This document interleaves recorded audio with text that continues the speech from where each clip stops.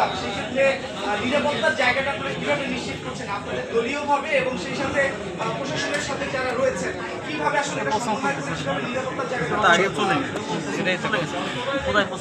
একটু হয়ে গেছে একটা আমরা আলহামদুলিল্লাহ এটা খুব গুরুত্বপূর্ণ এবং বর্তমান পরিস্থিতি এটা একটা গুরুত্বপূর্ণ ইস্যু। এটা নিয়ে আমরা পুলিশ কমিশনারের সঙ্গে আমাদের নেতৃত্ব বসেছেন। আমি আমাদের ডক্টর আব্দুল মোহাম্মদ তাহের স্বরাষ্ট্রমন্ত্রীর সঙ্গে সাক্ষাৎ করে কথা বলেছি। স্বরাষ্ট্র উপদেষ্টা নিজেই টেলিফোন করে কালকে আমাদের জনসভার সিকিউরিটি এবং ব্যবস্থাপনা সম্পর্কে খবর নিয়েছেন। বিভিন্ন এজেন্সি এ ব্যাপারে কাজ করছে। আশা করছি আমাদের নিজস্ব স্বেচ্ছাসেবক আমাদের ব্যবস্থাপনা নিয়ে আমরা আশা করছি আল্লাহ তাআলার সাহায্য পেলে, আপনাদের সহযোগিতা পেলে ইনশাআল্লাহ সুশৃঙ্খলভাবে এই সমাবেশ এদিক থেকে হবে। আর গোপালগঞ্জের ইস্যুতে আমরা তীব্র নিন্দা এবং ক্ষোভ প্রকাশ করেছি। গতকালকে তাৎক্ষণিকভাবে বাংলাদেশ জামাত ইসলামী রাজধানী ঢাকা সহ সারা দেশে আমরা বিক্ষোভ মিছিল করেছি। আমাদের সম্মানিত আমলি জামাত এই ঘটনা ঘটার পরই স্বরাষ্ট্রমন্ত্রী এবং দেশের খুব উচ্চপদস্থ গুরুত্বপূর্ণ এজেন্সির সঙ্গে সরাসরি কথা বলে যখন গোপালগঞ্জে এনসিপির নেতৃবৃন্দ আটকা পড়ে গেলেন, ডিসি অফিস, এসপি অফিসে তাদেরকে রেস্কিউ করার জন্য সরাসরি গুরুত্বপূর্ণ জায়গায় আমাদের আমির জামাত নিজেই মনিটর করেছেন, কথা বলেছেন। আমার সাথে কথা হয়েছে, উনি এনসিপি নেতৃবৃন্দের সাথে কথা বলেছেন, তারা আমাদের সাথে কথা বলেছে। আমরা এর তীব্র নিন্দা জানিয়েছি, আমরা তাদের পরামর্শ দিয়েছি।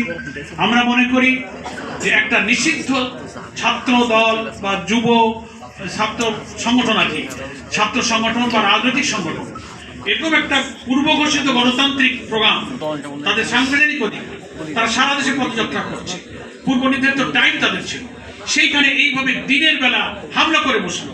ভিডিওতে আপনারা দেশবাসী দেখেছেন যে পুলিশ প্রশাসন বা যারা সেখানে উপস্থিত ছিলেন ল অ্যান্ড অর্ডার সিচুয়েশনকে দেখার জন্য, তারা কিন্তু কাঙ্ক্ষিত মানে যথার্থ ভূমিকা কিন্তু পালন করতে পারেনি। এসেছেন তারা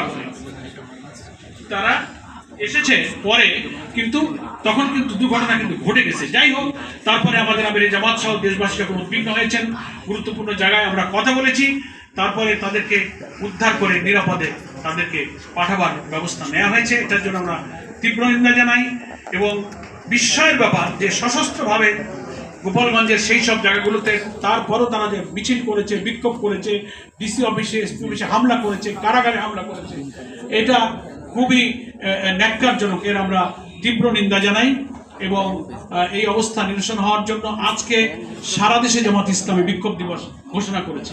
সারা দেশের সকল মহানগরী জেলাতে আমরা বিক্ষোভ মিছিল করব। আমরা পত্রিকায় স্টেটমেন্ট করেছি, আমরি জামাত ফেসবুকে তার গুরুত্বপূর্ণ স্ট্যাটাস দিয়েছেন, সবই হয়তো আপনারা দেখেছেন।